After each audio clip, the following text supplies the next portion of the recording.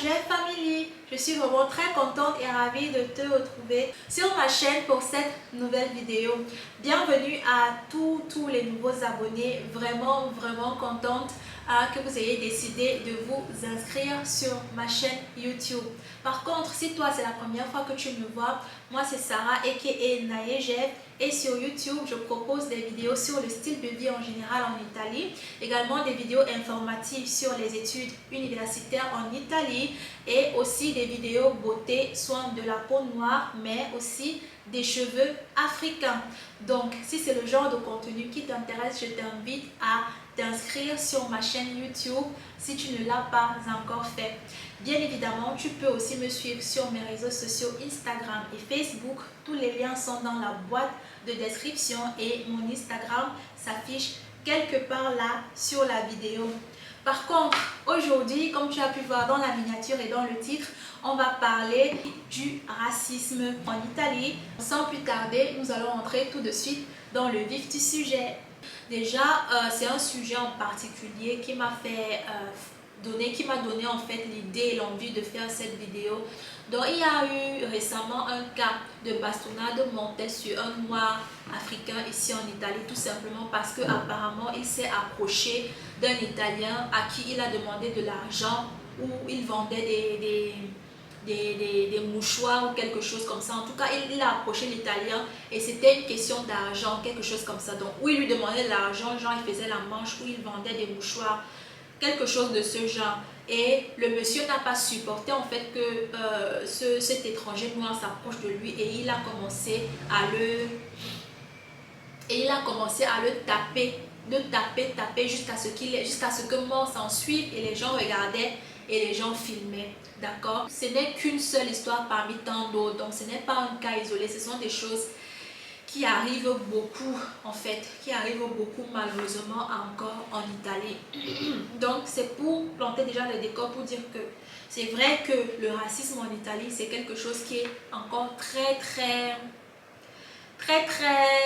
ce n'est pas subtil en tout cas comme dans d'autres pays où c'est très subtil, c'est beaucoup de politiquement correct. En Italie, c'est vraiment violent, c'est-à-dire que on te met face au fait que tu es noir, du coup voilà, tu es noir. En fait, le problème c'est que tu es noir, on te met ça là devant toi, d'accord? Déjà que tu es étranger, parce que en général, de mon point de vue, de ma perception, les Italiens ne supportent pas, je ne vais pas dire n'aiment pas.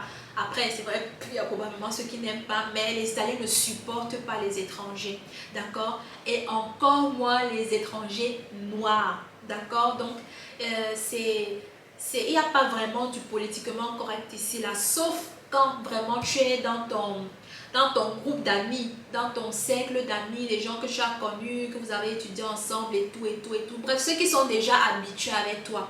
Quand tu sors de ceux qui sont déjà habitués avec toi, là, le reste là, ils ne gèrent pas ça en fait. Dès qu'il y a un truc, c'est la première chose qu'on te fait ressentir, que si tu n'étais pas étranger ou étranger noir, la façon dont on allait aborder la question qui se pose, peut-être une problématique qui se pose, devait être différente si tu n'étais pas noir ou étranger, ok? Et c'est quelque chose qui est vraiment c'est un peu entre guillemets normalisé en Italie, et le fait que et cette normalisation là, il justifie ça par la soi-disant ignorance, ok? C'est quelque chose que les Italiens aiment beaucoup utiliser comme raison pour justifier le racisme.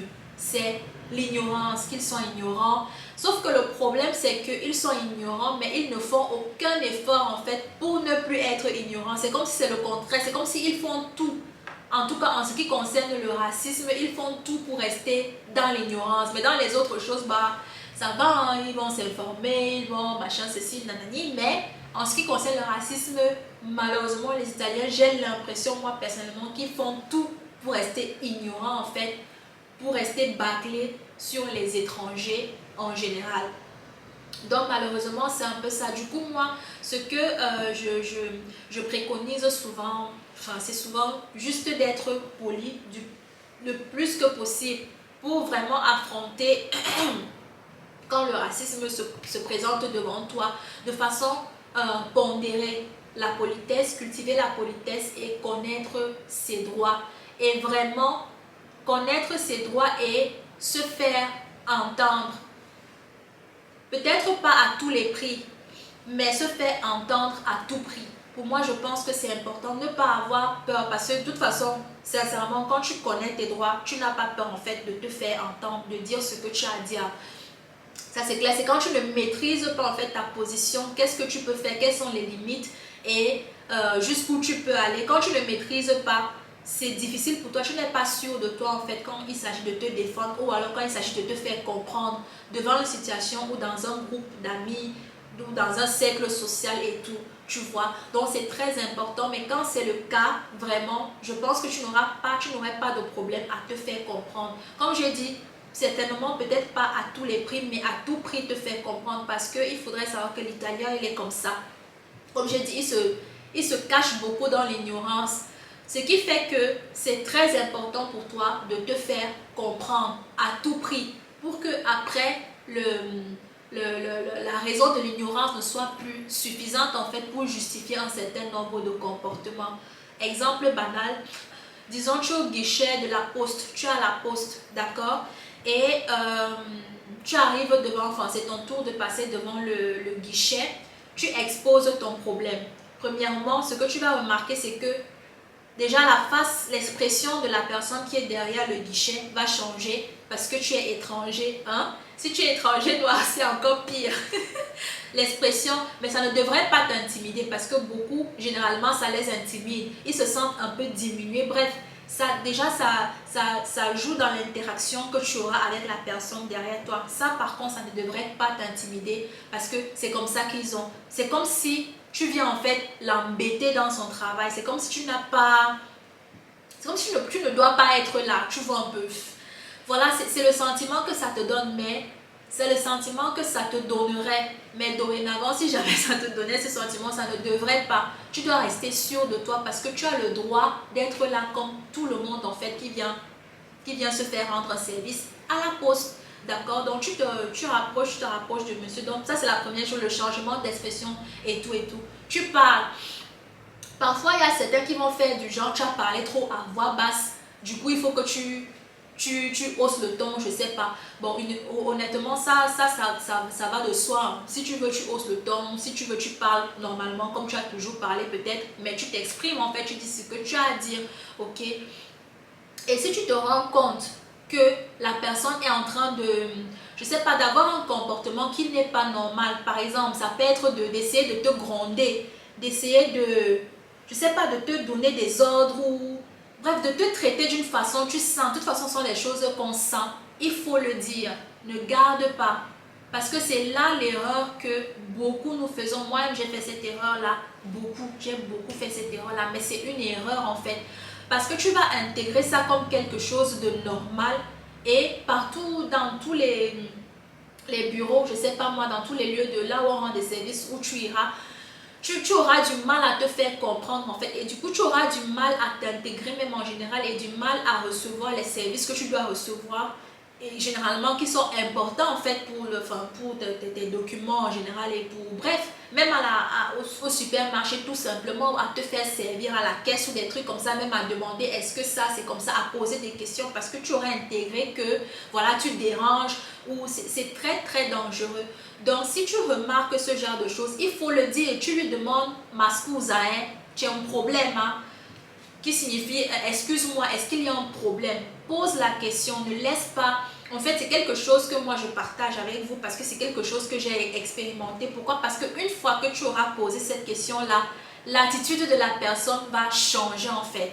L'attitude de la personne va changer et toi-même, ça va te donner une assurance, tu seras plus sûr de toi en fait. Et ce n'est pas mauvais. Ce n'est pas mauvais de le dire. Bien sûr, tu le dis d'une façon polie, mais d'une façon ferme.